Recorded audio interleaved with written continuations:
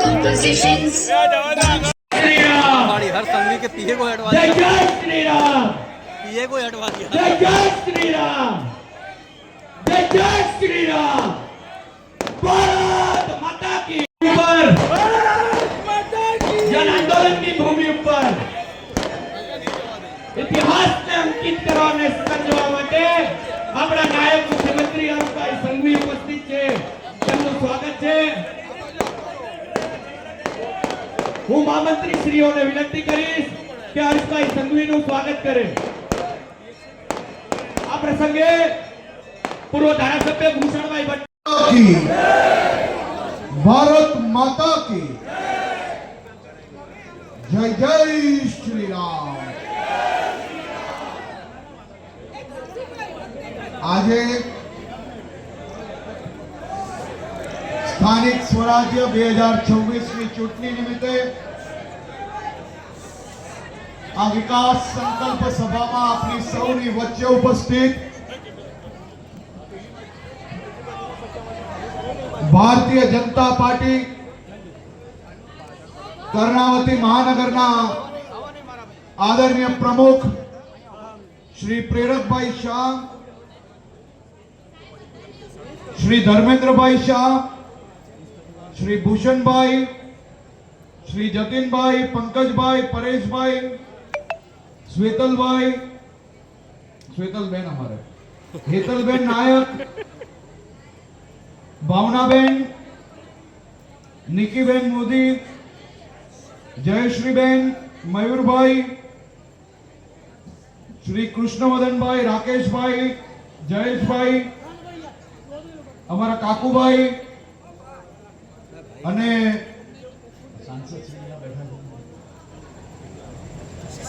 આ વિસ્તારના લોકપ્રિય સાંસદ જે તમારા સૌનો અવાજ બનીને અહીંયાથી દિલ્હી સુધી તમારી માંગણીઓ મજબૂત કરે છે।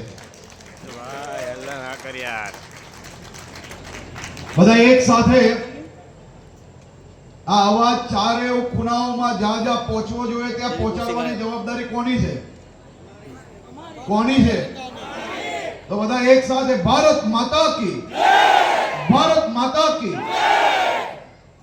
આજે ખાડિયાની આ પવિત્ર અને ક્રાંતિકારી ધરતી પર ઉભા રહીને સૌથી પહેલા જનસંઘના પાયાના પથ્થર એવા સ્વર્ગવાસ્ય અશોકભાઈ ભટ્ટને હું વંદન કરું છું।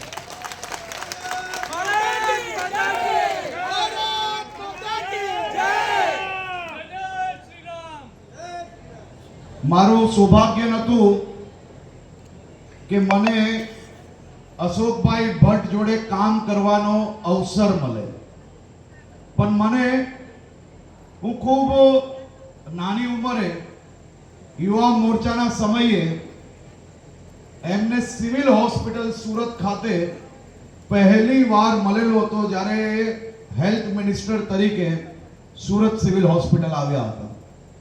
ત્યારે બી મંત્રી તરીકે 2-4 કલાક સિવિલ હોસ્પિટલના બાકડા પર બેસીને એમને સુરત શહેરના નાગરિકોની જે કોઈ ફરિયાદ છે તે સાંભળી હતી અને હું પોતે એનો સાક્ષી બન્યો હતો અને મને સાક્ષી બનવાનો અવસર પ્રાપ્ત થયો હતો।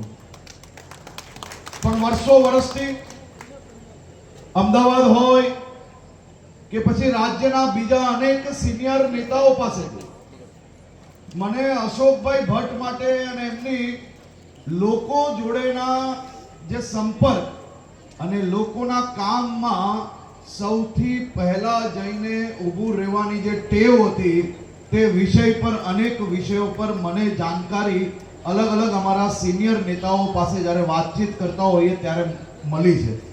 ઘણું બધું એમના જીવનમાંથી શીખવા જેવું છે અને એમની જોડે રહેલા અનેક નેતાઓને જરૂરથી શીખવા મળ્યું બી હશે।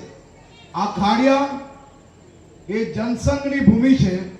અહીંથી જ ભારતીય જનતા પાર્ટીના વિજયનું સૂર્યનો ઉદય થયો છે।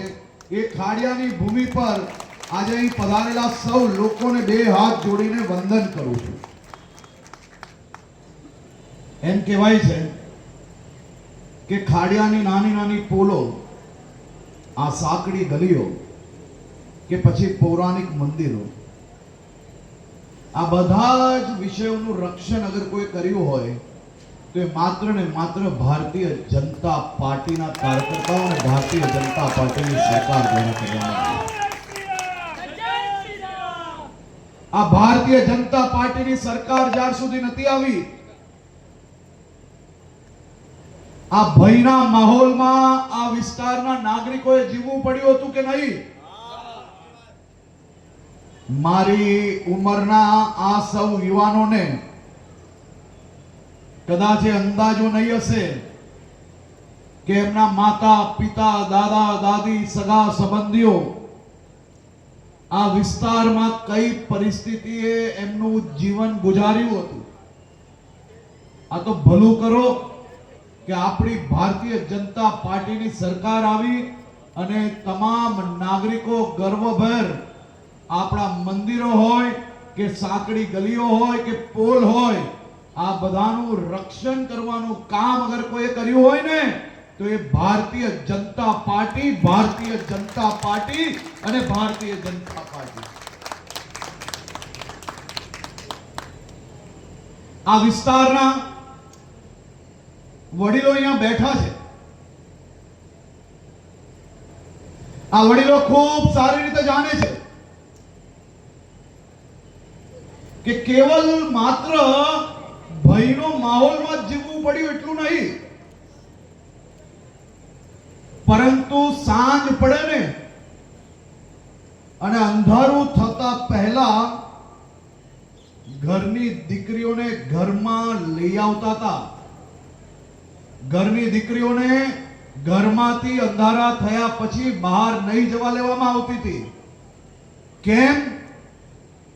કેમ કે આપણું શહેર અમદાવાદ, કર્ણાવતી, આ અમદાવાદ કે કર્ણાવતી તરીકે નહીં ઓળખાતું હતું. ત્યારે આપણું આ શહેર લતીફના નામે ઓળખાતું હતું કે નહીં? આ યુવાનોને નહીં ખબર હોય.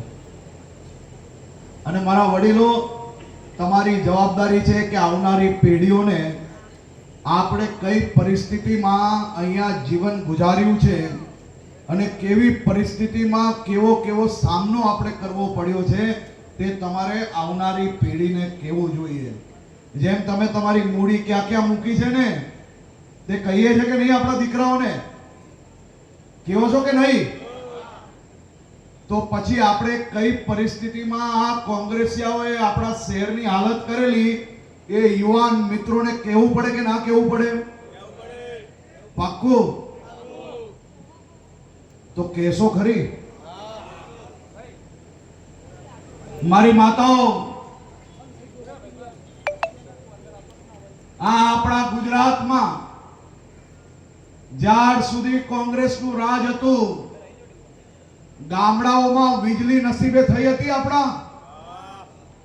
આપણા ગામડાઓમાં ક્યારેય લાઈટનો બલ્બ સળગતો હતો કોંગ્રેસના રાજમાં? ક્યારેય મારી માતાઓ ગામની અંદર પાણી આ કોંગ્રેસીઓએ પહોંચાડેલું? હે? એમાં ભાઈઓ નહીં બોલે, કારણ કે પાણી ભરવા તો તમારે જ જવું પડતું હતું. એમાં આમને શું વાંધો હોય? મારી માતાઓ પાણી ભરવા દૂર સુધી જવું પડતું હતું કે નહીં? કિલોમીટરો સુધી. આ ગામડાઓ સુધી રસ્તાઓ હતા? આ પાકા રસ્તા ગામડે ક્યારે આવ્યા? જો લાઈટ, પાણી, રસ્તા અને પાકા મકાન આ બધું જ આપવાની જવાબદારી જો કોંગ્રેસની સરકારને આઝાદી પછી ગુજરાત અને દેશના નાગરિકોએ આપી હતી, તો આ જવાબદારીમાં એક બી કામ કોંગ્રેસે ના કર્યું હોય તો મોદી સાહેબે. અને એ બોમ્બ બ્લાસ્ટમાં કોઈ એક સમુદાયના લોકો જ નથી ભોગ બનતા, સમગ્ર માનવ જીવન એનું ભોગ બને છે. અને આ લોકો, આવા લોકોને જેલમાંથી છોડાવવા માટે મહેનત કરતા લોકોને કોંગ્રેસ અહીંયા ટિકિટ આપે, એ જ દર્શાવે છે કે કોંગ્રેસના ધંધા શું છે અને વિચારધારા શું છે.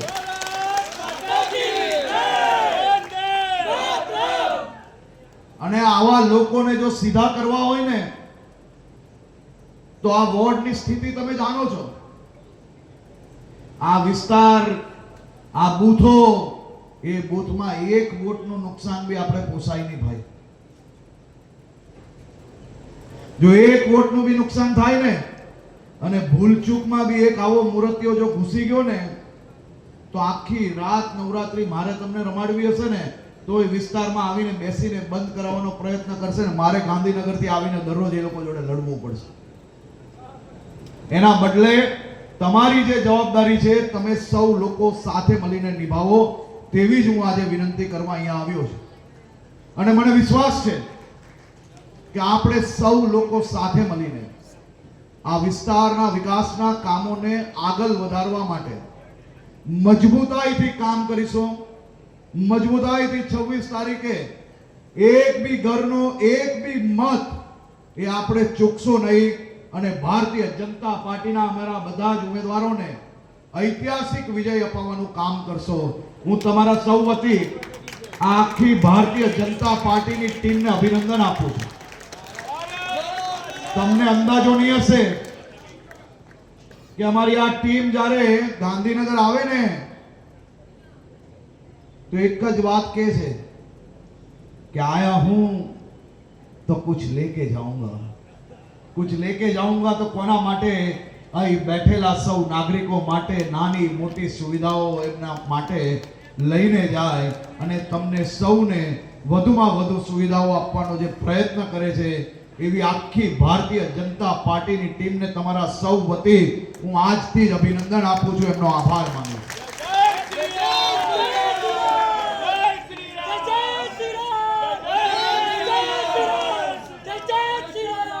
જય શ્રી રામ, જય શ્રી રામ.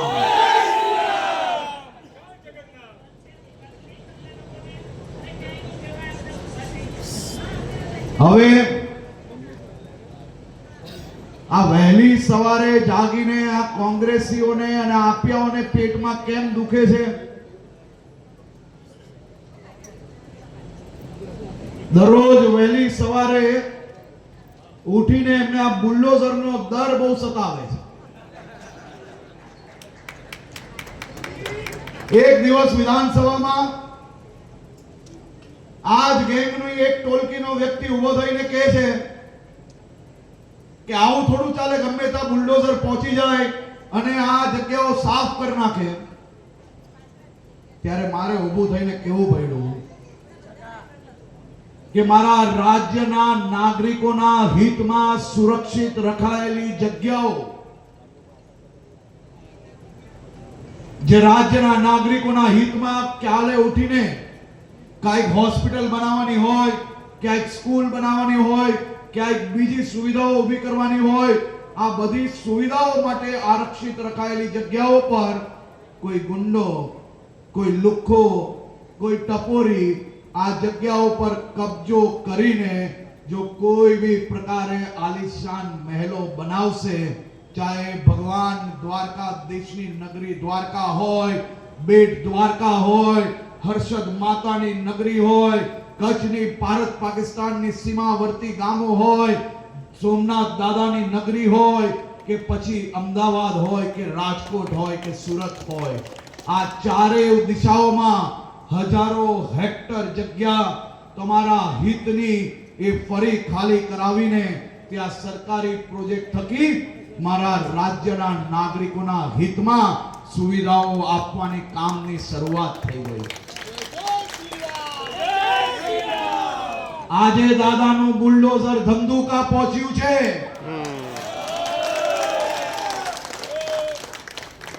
અને આ રાજ્યમાં જે લોકો મારા રાજ્યના સામાન્ય નાગરિકો પર કોઈ બી પ્રકારનો અત્યાચાર કરવાની કોશિશ કરશે તો એવા સૌ લોકો પર આ જ પ્રકારે કડકમાં કડક પગલા ભરાશે.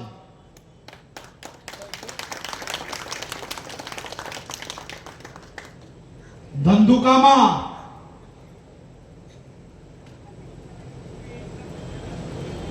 યુવાન કિશન ભરવાડનું હત્યા કરનાર અને હત્યાનું કાવતરું રચનાર એ મૌલવી આજે બી સાબરમતી જેલમાં બંધ છે અને ક્યારેય છૂટી નહીં શકશે.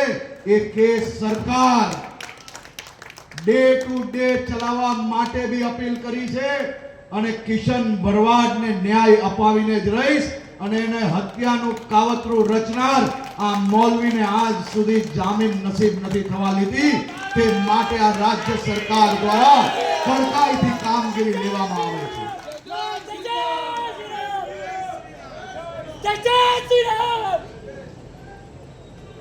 હત્યારો કોઈ બી હોય, કોઈ બી સમાજનો હોય, કોઈ સામાન્ય નાગરિકની હત્યા કરે તો એની જોડે આ જ પ્રકારનો અમે પરિસ્થિતિ એ રાજ્યભરમાં ઊભી કરીએ છીએ.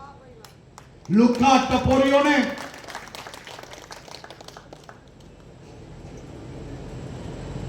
મારા રાજ્યની બહેન દીકરીઓ તરફ નજર ઉઠાવે ને અને કોઈ દીકરીને કોઈ પરેશાન કરે તો બીજા 6 મહિના ઘરની બહાર ના નીકળી શકે ને એ પ્રકારની પરિસ્થિતિ આપણી ગુજરાત પોલીસ દ્વારા કરવામાં આવે છે. લુખ્ખા ટપોરીઓ પકડાય અને શું કરવામાં આવે છે? શું કરવામાં આવે છે? એ લુખ્ખો ટપોરી કોઈ બી હોય એની જોડે આ કરવું પડે કે નહીં? હવે આપણે નક્કી કરવાનું છે કે અમદાવાદના એક બી વોર્ડમાં આપણી કોઈ એક નાની ભૂલથી બી કોઈ આ લતીફ કે લતીફનો ચેલો આવી જાય તો ચલાવી લેવાય ખરી? આપણે આ ગુંડાઓને સીધા કરવા વાળી સરકાર જોઈએ કે આ ગુંડાઓને મોટા કરનાર લોકોને પેદા કરાય?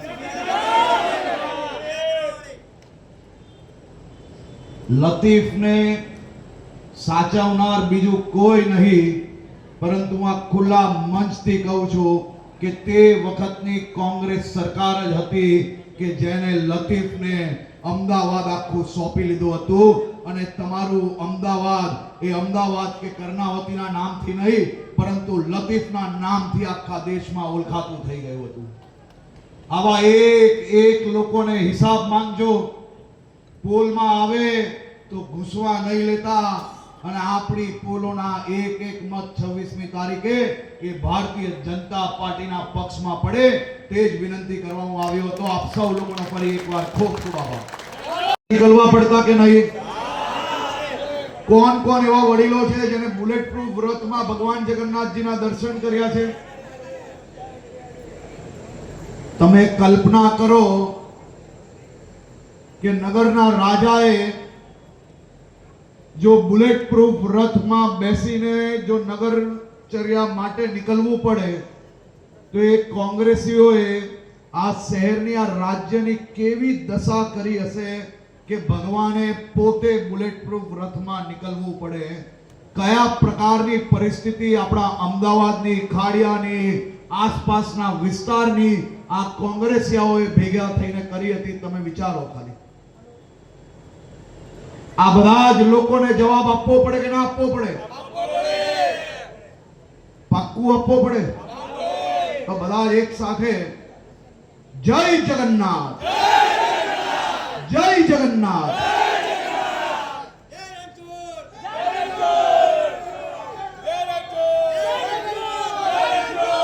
અને હવે મોદી સાહેબના શાસનથી આજ સુધી બધી જ જ્ઞાતિ, બધા જ ધર્મના લોકો સાથે મળીને આજ ભગવાન જગન્નાથજીની રથયાત્રા વટથી દરેક વિસ્તારમાં સમયસર નીકળે છે કે નહીં? અને લાખો લોકો ભગવાન જગન્નાથજીના દર્શન સારી રીતે કરી શકે છે કે નહીં? તો આપણે કેવા લોકો જોઈએ? હા, દર્શન કરાવે એવા.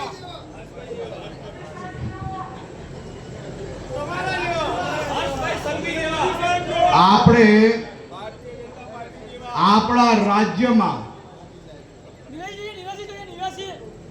આ વર્ષે નવરાત્રી કેટલા વાગ્યા સુધી રમી?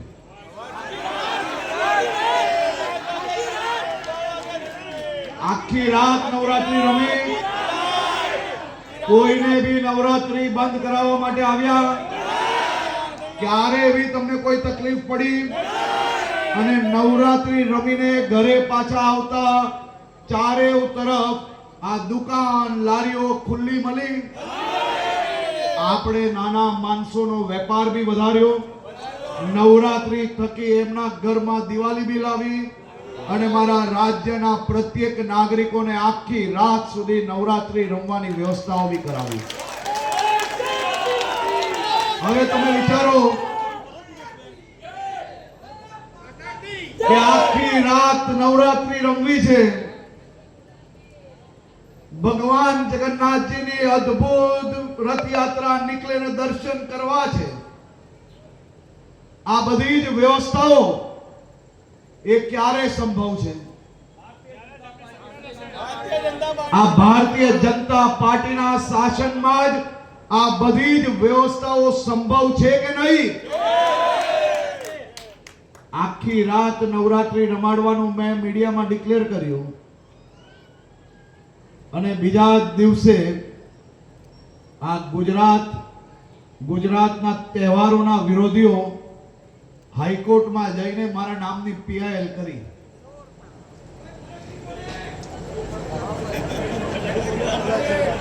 મને તો આદત પડી ગઈ છે. આ લોકો દરરોજ સવારે જાગે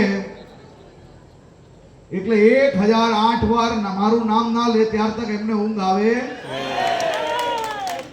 હવે તમને એમ કહો, ખાડિયાના સૌ નાગરિકો મને કહે કે આ વિસ્તારમાં આ પોલોમાં જ્યારે સૌ સામાજિક આગેવાનો સાથે મળીને કોઈ સારું કામ કરવાનો પ્રયત્ન કરે, ક્યારેક વડીલોને તીર્થયાત્રા લઈ જવાનું હોય તો ક્યારેક આ પોલની સ્વચ્છતાની વાત હોય, ક્યારેક યુવાનો કોઈ ખોટા રસ્તે ના ચડે તે માટે ટકોર કરવાની વાત હોય, આ બધા જ સારા કામો જ્યારે તમે લોકો કરવા નીકળો છો ત્યારે આખી પોલમાં બધા જ એક થઈને નીકળે તોય 2014 એવા નીકળે વિરોધ કરવા વાળા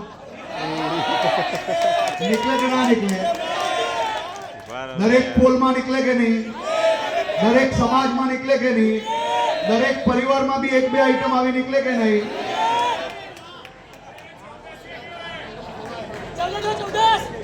તો અમારી રાજનીતિમાં 2014 તો આવા નીકળે કે નહીં?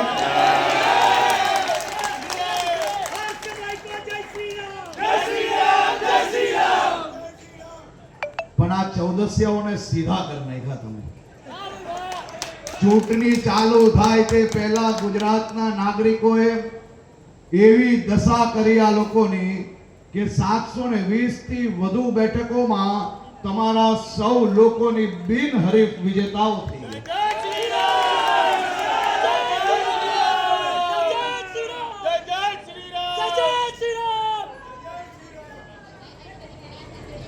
આ કોંગ્રેસિયાઓ આપ્યા પાપ્યા તાપ્યા બધા ભેગા થઈને બી આવી જાય ને તોય કોઈ ફરક નથી પડતો. તો મને એમ કહો,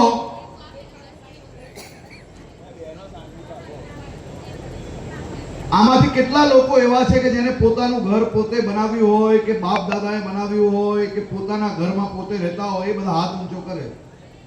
બાજુવાળાના ઘરમાં રહેતા હોય કોઈ હાથ ઊંચો નહીં કરવાનો.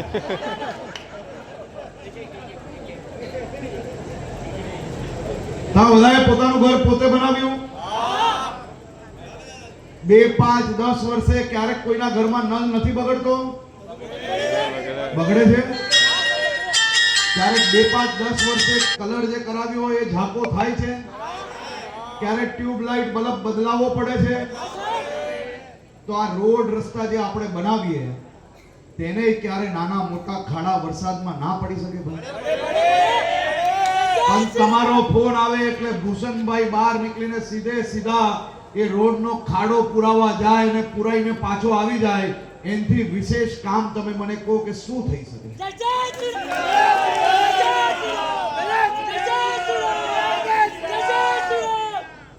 હવે આ કોંગ્રેસીઓ મને એક દિવસ એમ કે કે અમારી સરકારમાં તો ખાડા પડતાય નતા એમ કે કોઈ દિવસ. મેં કીધું અલિયા ભાઈ રોડ બનાવ્યા હોય તો તમારી સરકારમાં ખાડા પડે ને. આખા રોડના ખિસ્સા ભેગા કરતા હતા અને રોડમાં ખાડા ક્યાંથી પડે? મેં કીધું ખાડા જ તમે જિંદગીમાં પૂર્યા નથી તો રોડ ક્યાંથી બને? હવે દર ચૂંટણીમાં પરિણામના આગળના દિવસે આ પંચો ને ઝાડુ ભેગા થઈને શું આરોપ લગાડે? ચૂંટણીના પરિણામના આગળના દિવસે ઝાડુ ને પંજાનો ગરબો થાય અને આ ગરબો ભેગો થઈને શું આરોપ લગાડે? આ વર્ષે માર્કેટમાં એકદમ નવું લાવ્યા છે. આ પોલમાં નાની સાંકડી ગલીઓમાં તમે આ પંજાને ઝાડુવાળાને ઘૂસવા નથી લેતા અને આ બધા જ લોકો આરોપ મારી ઉપર લગાડવાના ચાલુ કર્યા કે હું આ બધા ઉમેદવારને ધમકાવીને બેસાડી લઉં છું. એને મેં કહ્યું કે તમારા ઉમેદવારોને ગામમાં કોઈ ભાવ નથી પૂછતું, મારે એને બેસાડીને શું જગ મરાવું?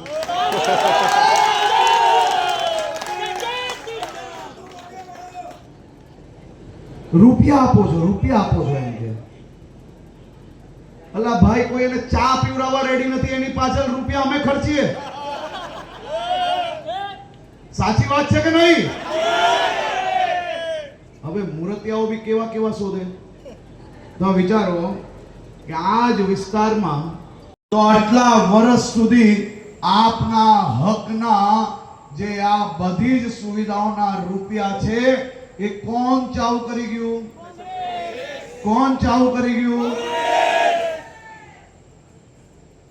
આ આપણા હકનું હતું કે નહીં? પાક્કું હતું? તો કોંગ્રેસીઓ પાસે હિસાબ માંગવો પડે કે નહીં? અને આ ભારતીય જનતા પાર્ટીની સરકાર આવી તે પહેલા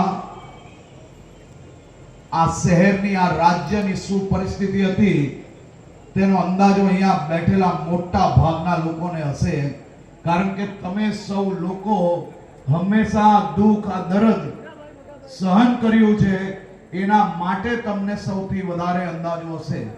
અહીંયા કેટલા લોકો એવા છે કે જે ભગવાન જગન્નાથજીની રથયાત્રાના દર્શન કરવા દર વર્ષે બહાર નીકળે છે?